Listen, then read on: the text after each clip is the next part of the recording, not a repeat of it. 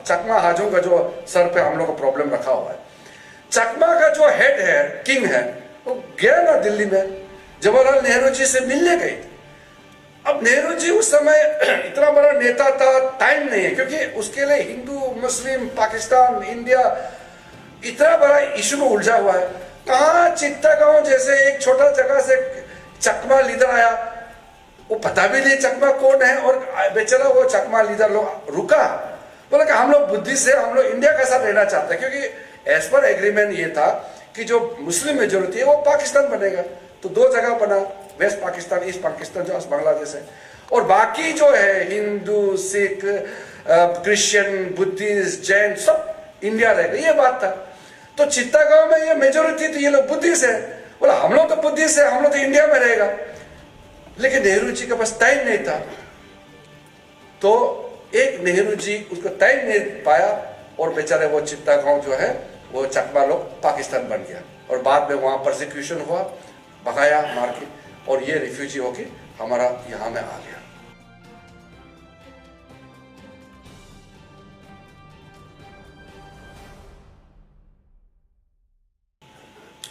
कहानी लंबा है, कहानी बताने का समय नहीं है, लेकिन मेरा कहने का ये मतलब है कि अब ये लोग आके बैठ गया। बैठने के बाद में इसका नंबर इलीगली बढ़ते क्या, कोई चेक करने का कोई साधन नहीं। उल्टा हमारा अरुणाचल में जो नेफा था यहां आकर के बैठा, और सुप्रीम कोर्ट में, हाई कोर्ट में, या गवर्नमेंट ऑफ इंडिया या बाहर में अरुणाचल को ही विलेन मानता था। मुझे याद है जब एसबी चमन होम मिनिस्टर था इंडिया का, थुंगन साहब का सर हम लोग गए थे। आप सोचिए, थुंगन साहब minister of state urban development थे, मैं थुंगन साहब का आशीर्वाद लेने गए थे परसों नरसों में। थुंगन साहब के साथ गए थे, जाते ही वो इतना सीनियर मिनिस्टर है, होम मिनिस्टर ने डांट दिया, आप ये स्टूडेंट लोग का साथ क्यों आता है, ये तो गुंडा है, ये लोग तो ये चकमा हाजों को थ्रेटन करता है, रिफ्यूजी को थ्रेटन करता है, रिफ्यूजी को गवर्नमेंट ऑफ इंडिया ने बिठाया, आप लोग क्यों ऐसे तंग करते हैं बोल के थुंगन साहब कहते हैं, why have you come with this goonda people, they are not good, ये बच्चे लोग को समझाओ। उल्टा हम लोग का जमीन में रिफ्यूजी आके बैठा, और हम लोग कोई गुंडा बोल रहे हैं, और अरुणाचल को विलेन बना रहे हैं। यानी कि हमारा कोई ऐसा नहीं था जो देश को चलाने में उस कुर्सी में बैठने वाला। आज तो आपका एक एमपी कम से कम उस कैबिनेट में बैठा है जो अरुणाचल के लिए कभी भी अंदाज़ कुछ ऐसा फैसला कर नहीं सकता, क्योंकि मैं बैठा हूं। तो उस समय हमारा कोई था नहीं कैबिनेट में, नेहरू जी का संपर्क में इस लेवल का था नहीं, तो बस रिफ्यूजी को आके डंप कर दिया। लेकिन उससे बड़ी बात क्या है, 96 में गुवाहाटी हाईकोर्ट में हियरिंग हुआ, और गुवाहाटी हाईकोर्ट ने, आप पढ़ा होगा, आप लोग जो एडवोकेट लोग तो मालूम है, बाकी लोग पढ़ सकते हैं, सिंपल है, मैंने पढ़ा है, और कड़ी शब्दों में कहा है कि ये रिफ्यूजी जो चकमा हाजोंग, इन लोगों को अरुणाचल में ही बैठना देना है, अरुणाचल में इनको सिटीजनशिप देना है, ऐसा कोर्ट ने कह दिया।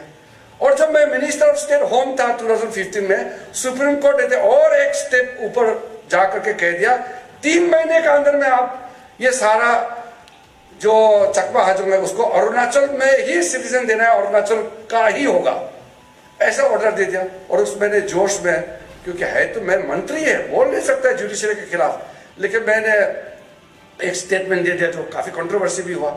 मैंने कहा कि ये जजमेंट इंप्लीमेंटेबल नहीं है, तो बाद में कंट्रोवर्सी हुआ, लेकिन मैं एज एमपी उसमें रिएक्शन किया था।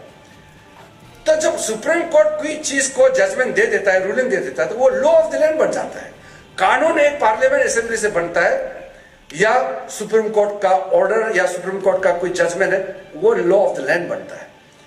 जब सुप्रीम कोर्ट ने कह दिया कि चकमा हाजोंग को अरुणाचल का ही इंडिजिनस माना जाएगा, क्योंकि उनको इतना साल हो गया, वो भारत सरकार ने लाया, और अरुणाचल में ही सिर्फ भारत का सिटीजन नहीं, अरुणाचल में बैठ के अरुणाचली होके ही सिटीजन मिल रहा है। आप बताइए क्या रास्ता बच गया?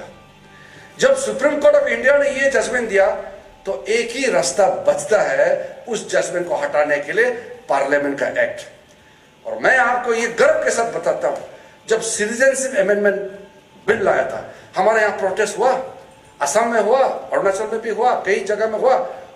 डेमोक्रेसी है, प्रोटेस्ट करने का राइट होता है, लेकिन अगर सिटीजनशिप अमेंडमेंट बिल हम लोग पास करके एक्ट नहीं बनाता, तो सुप्रीम कोर्ट का जो ऑर्डर को बचने का कोई चांस नहीं था। इसलिए जब अमित शाह जी जब आए थे, तो सीएम साहब ने बताया चकमा का रिप्रेजेंटेटिव को बुलाया, और अमित शाह जी, मैं था, डिप्टी सीएम साहब था उसमें शायद, और सीएम साहब और हिमंत बिश्व शर्मा थे। तो हम लोग वहां पे क्लियरली चकमा के प्रतिनिधियों को क्लियरली कहा, आप लोग कंफ्यूजन में मत रहिए, आप लोग मन में ये रखिए कि आप लोग अरुणाचल छोड़ के जाना ही पड़ेगा। आप लोग को कहीं भी रखेगा लेकिन सम्मान से रखेगा, इज्जत रखेगा। और 2014 से पहले जो भी आया है, रिलीजियस परसिक्यूशंस आया है माइनॉरिटी, पाकिस्तान, इंडिया, अफगानिस्तान, पाकिस्तान और बांग्लादेश अफगानिस्तान से, उसको सिटीजनशिप देने का एक्ट पास हुआ है, बाद में नहीं, 2014 से पहले जो भी आया। तो आप लोगों को इंडिया में सम्मान से रखेगा, लेकिन आप लोग अरुणाचल प्रदेश में नहीं बैठ सकता है। ये कानून एक्ट पास हो गया है पार्लियामेंट में। इस तरह से अरुणाचल को बचाने के लिए नरेंद्र मोदी सरकार ने काम किया है।